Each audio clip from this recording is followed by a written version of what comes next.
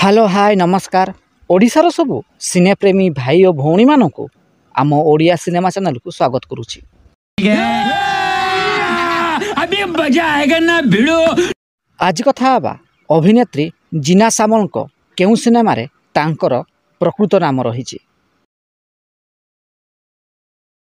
2011 मसीह अभिनेत्री जीना सामल अभिनीत एक ओडिया सिनेमा रिलीज होता जार ना रही ए मन खोजे मनटीए।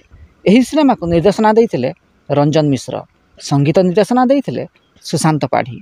यही सिनेमार नायक भूमिका सुनील कुमार और नायिका भूमिका जीना सामल अभिनय करते।